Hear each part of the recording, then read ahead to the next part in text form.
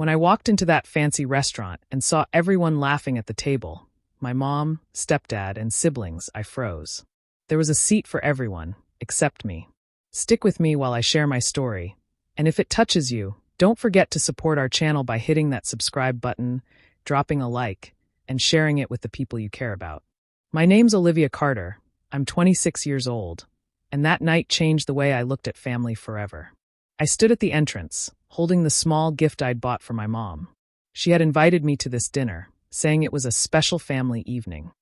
I even arrived early because I didn't want to miss a moment. But seeing that table full, every seat taken, made me feel like a stranger. Mom looked up when she saw me. Her smile faded for a second before she said, "Oh, Liv, you made it." Greg, my stepdad, gave me that same fake polite smile he always did. His two kids, Liam and Chloe, barely looked up from their phones. A waiter quickly dragged another chair to the end of the table, and I sat down, trying to act normal, though my hands were shaking a little. No one really talked to me. The whole dinner felt like a scene I didn't belong in. They were sharing stories, laughing about trips they took together while I was away for work. I kept quiet, smiling when I could, but inside I felt smaller and smaller. When the food came, I tried to make light conversation with Mom, but she seemed distracted, too busy talking to Greg. I wanted to ask her about her job, about home, about anything that reminded us we were still mother and daughter, but she didn't notice my efforts. Every time I spoke, it was like my voice got lost between their laughter. The worst part came near the end of the dinner. The waiter brought out dessert, and Mom raised her glass. "To my wonderful family," she said. She looked at Greg, then Liam, then Chloe. Her eyes never met mine. Everyone clinked glasses. I just sat there, pretending to smile while my heart cracked a little. I pushed my chair back quietly before dessert even touched my plate. No one stopped me. I walked out of that restaurant with tears in my eyes, but my head held high. It wasn't about the missing seat anymore. It was about realizing I had been invisible for a long time. That night, sitting alone in my car, I made myself a promise. I would never again chase a place where I wasn't welcome. Sometimes, you have to stop waiting for people to make space for you and start building your own table. One where you'll never be left standing. Growing up, it was always just me and Mom. We didn't have much, but we had each other. She used to call me her little teammate, and every weekend we'd make pancakes, laugh, and watch old movies together. Life wasn't perfect, but it was peaceful. Then, when I was 14, everything changed. Mom met Greg. At first, I was happy for her. She looked so alive again, always smiling when she talked about him. She said he made her feel safe, and I wanted that for her. But when they got married, it wasn't just Greg who came into our lives. It was his two kids, Liam and Chloe. They were close in age to me, but we couldn't have been more different. They went to private school, had fancy gadgets, and always made me feel like I didn't belong in their little world. Mom tried hard in the beginning to make us all get along. She'd plan family dinners, game nights, and small trips, but it always felt like I was the outsider looking in. Greg's kids stuck together, and Mom spent most of her time trying to please Greg. Slowly, our small apartment life, full of warmth and laughter, turned into a house filled with silent dinners and fake smiles. I noticed how things changed between me and Mom. She stopped spending time with me the way she used to.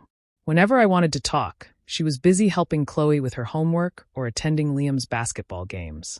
She told me to be patient, that we're all family now, but her words didn't match how it felt. It was like I was being replaced one small piece at a time. I started keeping to myself. My photos disappeared from the living room shelves, replaced by new family pictures where I stood at the edge, half smiling. Holidays became awkward. Greg's parents would come over and hand gifts to the kids, meaning Liam and Chloe, before turning to me and asking, "And who's this lovely young lady?" Mom would laugh it off, but every time she did, it hurt a little more. At night, I'd hear them all laughing downstairs while I stayed in my room. Remind myself that Mom still loved me. She just didn't have time right now. But as years passed, it became clear that love alone wasn't enough to hold us together anymore. By the time I turned 18, I felt like a guest in my own home. Mom and Greg's world didn't have space for the version of me that existed before him. It wasn't that they hated me. They just forgot I was part of the story. And maybe that's the worst kind of pain, not being rejected outright, but slowly being erased until you start to feel like you never mattered at all. After 2 years of working out of state, I finally moved back home. Life had been busy, and even though I kept some distance from my family, a part of me still hoped things could get better. When Mom called and said she wanted to have a family dinner to celebrate together, I felt a spark of hope. Maybe time had healed some wounds. Maybe she wanted to start fresh. I told her I'd be there. Her voice sounded warm, the way it used to when I was younger. For the first time in years, I was excited about seeing everyone again. I wanted to believe that things had changed, that we could be a family without the awkward tension that always used to hang in the air. That week, I even went shopping for something nice to wear, a simple dress in her favorite color, soft blue. I wanted her to see that I was doing well, that I'd grown into someone she could be proud of. Before heading out that evening, I wrapped a small box with care. Inside was a silver bracelet with her initials engraved on it. It wasn't expensive, but it meant something to me. It was my way of saying, I still care. I still want us to be close. As I drove to the restaurant, I kept replaying old memories in my head, the good ones before things changed. I remembered our pancake mornings, our inside jokes, and how she'd braid my hair before school. I told myself this dinner could be a new beginning, a chance to rebuild what had slowly fallen apart. The restaurant she picked was fancy, the kind where soft music plays in the background and waiters wear black ties. It wasn't the kind of place we used to go to when it was just the two of us, but I didn't mind. I was more focused on the fact that Mom had invited me at all. I got there right on time, holding the gift box carefully as I walked in. I scanned the room, expecting to see her wave at me. I imagined her smiling and introducing me proudly to the waiter as my daughter who's finally home. In my mind, I had pictured laughter, warm hugs, and maybe even a toast about family and second chances. I wanted that evening to be the start of something better, a memory to replace all the ones that still hurt. But deep down, there was a small part of me that felt nervous, a quiet voice reminding me how easily she had forgotten me before. Still, I pushed that thought away. I told myself people change, families heal, and love always finds a way back. As I reached the entrance, gift in hand and hope in my heart, I took a deep breath. I was ready to forgive the past and start over, ready to believe that this time, things would finally be different. When I got to the restaurant, the first thing I noticed was the warm glow of the candles and the sound of laughter coming from the corner. The place looked beautiful, soft lights, polished tables, and a soft tune playing in the background. Then I spotted them, Mom, Greg, Liam, and Chloe, all seated around a long table filled with food and wine. For a second, I smiled. It looked like the kind of happy family moment I always wished we could have. But as I walked closer, that smile slowly faded. There was something off. I counted the chairs, 1, 2, 3, 4, and my heart dropped. Every seat was taken. I stopped a few feet away, holding the small gift box in my hand, unsure what to do next. Mom turned her head and saw me. Her expression shifted from surprise to something I couldn't quite read. Maybe guilt, maybe discomfort. "Oh," she said, almost like she hadn't expected me to actually come. "Olivia, you made it." Greg looked up and gave a half smile, the kind that doesn't reach the eyes. Liam and Chloe just glanced at me for a second before going back to their phones. The sound of laughter from a moment ago died down. The waiter standing nearby noticed me and looked confused, as if he too wondered why there wasn't a place set for me. I tried to act calm, even though I could feel my throat tightening. "Hey," I said softly, forcing a smile. "I didn't think you'd start without me." Mom's hands fidgeted with her napkin. "We didn't know when you'd get here," she said quickly. "But, I'm sure they can bring another chair." Her words stung more than I wanted to admit. She had planned this dinner. She knew I was coming. But somehow, she hadn't thought to save me a seat. The waiter rushed to bring an extra chair, dragging it awkwardly to the end of the table. The noise made a few people from nearby tables glance over. I sat down quietly, pretending not to notice the tension. No one said much after that. The air that once felt filled with laughter now felt heavy, like everyone was waiting for me to just blend in and stay quiet. As I looked around the table, everything seemed so perfect. The wine glasses shining under the light, the food beautifully served, the smiles that faded when I arrived. It felt like I had walked into a picture that didn't have space for me. Mom tried to start a conversation, but it felt forced. "How was the drive?" she asked, without looking directly at me. "Fine," I said, keeping my voice steady. But inside, I was breaking. That moment told me more than words ever could. I wasn't part of this family anymore. Maybe I hadn't been for a long time. And realizing that, right there under the soft restaurant lights, was the quietest kind of heartbreak. I stood there for a moment, unsure what to do, the small gift box still in my hand. The room felt warmer suddenly, like all the air had left my lungs. Greg looked up from his seat and gave a short laugh, saying, "Oh, we didn't think you'd make it." His tone was light, but it felt like a quiet jab, as if my presence was unexpected, maybe even unwanted. Mom barely looked at me. She gave a quick smile and said, "We're already settled, Liv. Maybe the waiter can bring another chair." Her voice was calm, almost too calm, as if she wanted to move past my arrival without making it awkward for everyone else. I stood there nodding, trying not to show how much her words hurt. The waiter quickly pulled a spare chair from another table and squeezed it in between Greg and a decorative plant by the wall. I had to shuffle awkwardly just to sit down. My knees were almost touching the table leg, and the edge of the plant brushed against my shoulder every time I moved. I laughed a little to myself, pretending it was fine, pretending that being half in, half out of the table didn't sting as much as it did. No one seemed to notice how uncomfortable it all was. Greg poured wine for everyone, skipping me at first until Mom quietly reminded him. Liam and Chloe were talking about some trip they wanted to take during spring break. They didn't ask me about my job, my life, or even how I'd been. It was as if I was invisible, like they were used to a world where I didn't exist. I placed Mom's gift gently on the table beside her plate.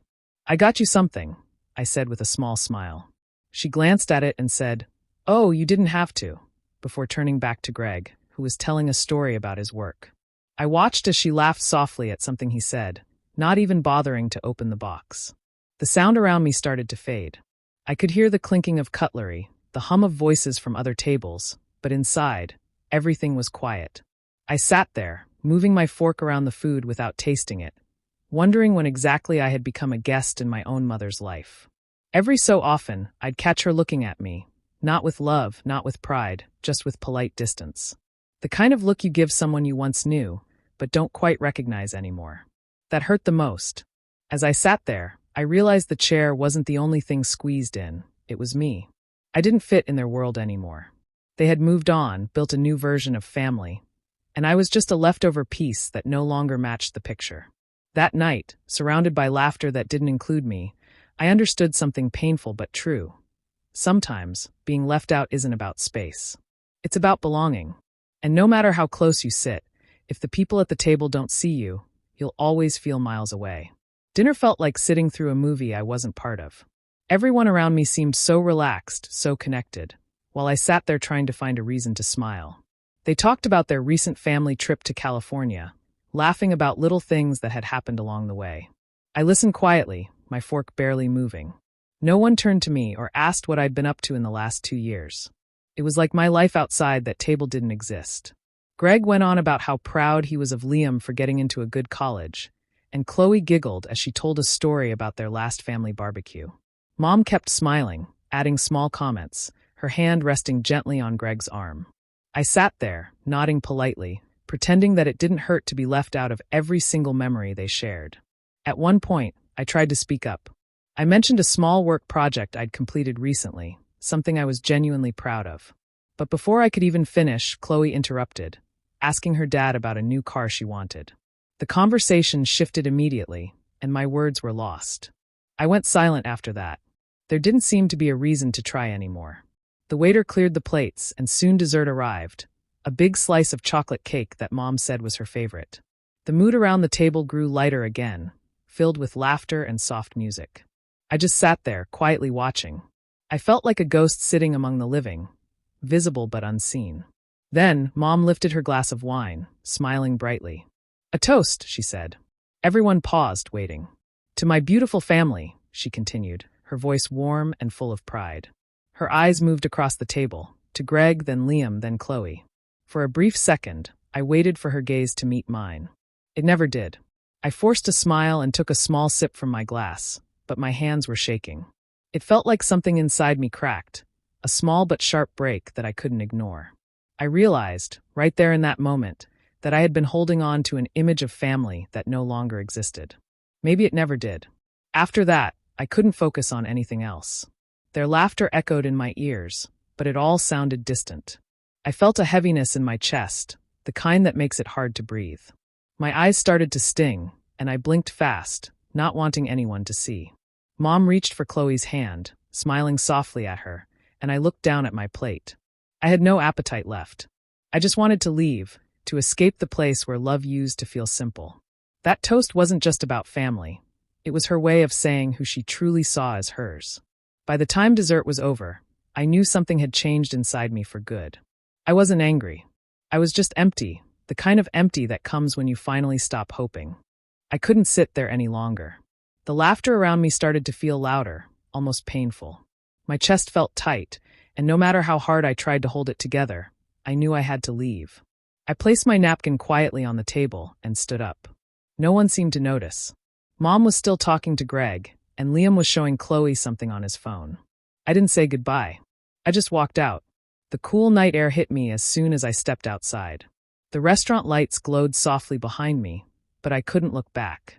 My hands were trembling as I pulled the car keys from my bag. When I finally sat in the driver's seat, I just stayed there, staring out the window. I could still hear the muffled sound of laughter coming from inside. It felt like the world was reminding me exactly where I didn't belong. I tried to breathe, but every breath came out shaky. Years of holding things in. Every time I felt left out, every time I was made to feel like a visitor in my own family, came crashing down at once. I remembered every small moment that I had brushed off, telling myself it didn't matter. The forgotten birthdays. The empty phone calls. The broken promises. They all came back that night, one after another, like waves that refused to stop. Tears slipped down my cheeks before I even realized I was crying. It wasn't loud or dramatic. It was quiet, the kind of crying that happens when you finally accept the truth. I had spent so many years trying to earn a place in a family that never truly saw me. I thought that if I worked hard, stayed kind, and kept showing up, things would change. But they never did. I wiped my face and looked at my reflection in the rearview mirror. My eyes were red, but there was something else there too, a kind of strength I hadn't seen before. For the first time, I wasn't angry. I was just done. Done waiting for someone to make space for me. Done hoping to be loved the same way others were. I took a deep breath and whispered to myself, no more. The words felt small but powerful. That night, I made a silent promise. I would stop chasing what kept hurting me. I would stop showing up for people who never noticed when I was gone. When I finally started the car, my hands still shook, but my heart felt lighter. I didn't know where I was going, but I knew I couldn't stay there any longer. As I drove away, I didn't look back once. That moment in the parking lot wasn't just about walking away from a dinner. It was about walking away from years of trying to fit into a family that never wanted me to. And for the first time, even in my sadness, I felt free. The months after that night passed slowly at first. For a while, I kept waiting for Mom to call, to ask why I left the restaurant, or to at least check if I was okay. But the call never came. Days turned into weeks, and silence filled the space between us. That silence used to hurt, but over time, it started to feel peaceful. I stopped reaching out. I stopped trying to show up at family events where I knew I wouldn't be wanted. I didn't call on birthdays, didn't send gifts, and didn't ask about their lives anymore. For the first time, I wasn't chasing love. I was giving all that energy back to myself. Work became my safe place.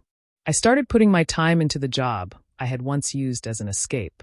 My boss noticed my dedication, and within a few months, I was promoted. The extra pay allowed me to finally do something I'd always dreamed of, buy my own home.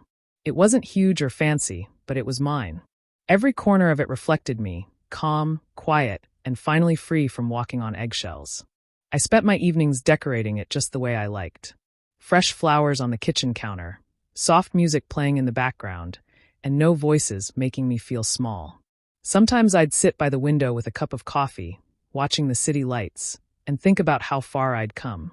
I had built a life that didn't depend on anyone's approval. Mom didn't know any of it. I didn't tell her about the promotion, the house, or the peace I had found.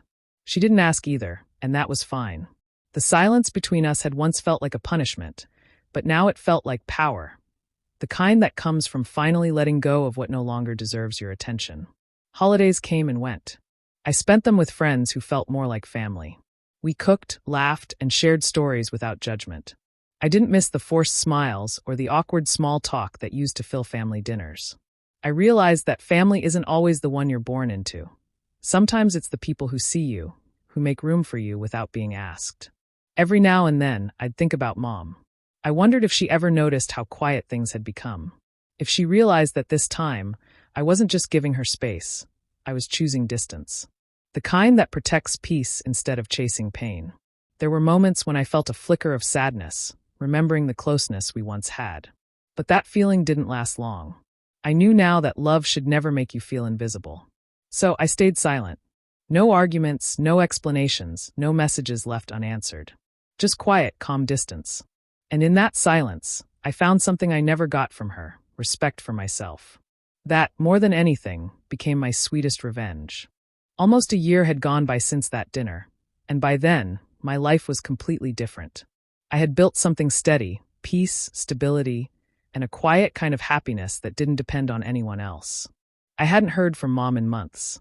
Then one evening, my phone rang, and her name flashed on the screen. For a second, I hesitated before answering. Her voice was shaky. She sounded nothing like the confident woman I used to know. "Liv," she said softly. "I just needed to hear your voice." I could tell she had been crying. There was a long pause before she spoke again. "Greg left me," she whispered. "He's with someone else." I stayed silent, unsure what to say. She went on, her voice trembling. "The kids, they barely come around anymore. Liam moved out, and Chloe's always busy with her friends. I feel so alone." Her words hung in the air, heavy and raw. For a moment, I just sat there, listening to her cry quietly through the phone. 1,000 memories rushed back. That night at the restaurant, the missing chair, the way she looked right past me. I remembered what it felt like to sit there, watching her toast to her beautiful family, while pretending I wasn't part of it. Part of me wanted to remind her how that felt, to be the one left out, to be forgotten, to watch love and laughter happen without you. But I didn't. I knew that kind of pain too well to throw it back at her. I took a deep breath and kept my voice calm. "I'm sorry, Mom," I said quietly. "I hope you find peace." She cried harder when she heard that, maybe because she realized there was no anger left in me. Just distance. She tried to say something else, but her voice broke. I listened for a few more seconds before she whispered, "I miss you." Those words hit harder than I expected, but I didn't let it show. "Take care of yourself," I said softly, and ended the call. I stared at my phone for a while after that, my chest heavy but steady. I didn't feel satisfaction or revenge. I just felt done. For years, I had chased her attention, her approval, her love. Now, she was the one reaching out into the silence I had once begged her to fill. Life had come full circle, but I didn't need to win anymore. I had already moved on. That night, I sat on my couch, the lights low, the world quiet around me. I thought about how things change, how the people who once ignored your presence eventually feel your absence. I didn't hate her, and I didn't wish her pain. I just finally understood that some lessons in life don't need words. Sometimes silence teaches them best. A few months later, I went out to dinner with some friends. It was a casual plan, nothing fancy, just a small get-together after work. When I arrived at the restaurant, I froze for a second. It was the same place where everything had changed for me. The same long tables, the same warm lights, even the same scent of roasted garlic in the air. For a moment, memories tried to creep back. I could almost see that night again, me standing awkwardly with Mom's gift in my hand, looking for a seat that wasn't really meant for me. But this time, it felt different. The air didn't sting anymore. I walked in, smiled, and joined my friends at the corner table near the window. We ordered food, laughed about silly things, and shared stories about work, life, and little dreams. The conversation flowed easily, no awkward silences, no forced smiles. It felt warm, real, and light. At some point, someone made a joke so funny that I laughed until my eyes teared up. That's when it hit me. For the first time in a long while, I wasn't pretending to belong. I actually did. I glanced around the restaurant, noticing how full it was that evening. Families, couples, co-workers. Everyone caught up in their own stories. And right then, I realized how much I'd changed. I wasn't that quiet, uncertain version of myself anymore. The pain I'd carried from that night had turned into something softer, something that no longer controlled me. It wasn't that I stopped caring completely. It's just that I learned where to place my care. I didn't need to fight for a place at someone else's table anymore when I could build my own, filled with people who wanted me there. As the night went on, I lifted my glass with a smile. My friends clinked theirs against mine, and the sound echoed like a small celebration, not for success or revenge, but for peace. I looked out the window and saw the same spot in the parking lot where I had once sat crying in my car. That memory used to hurt so much, but now it just felt distant, like a story that belonged to someone else. Life had quietly turned around. I didn't need anyone to see it or applaud it. My peace was enough. I had found laughter again, comfort again, belonging again. All without needing to chase it from people who never saw my worth. As I walked out of the restaurant that night, I felt lighter than I had in years. Sometimes, revenge isn't loud or dramatic. It doesn't come from making others feel your pain. It comes from living so well that you don't even recognize the version of yourself that once begged for love in the wrong places. And in that quiet, fulfilling moment, I finally understood.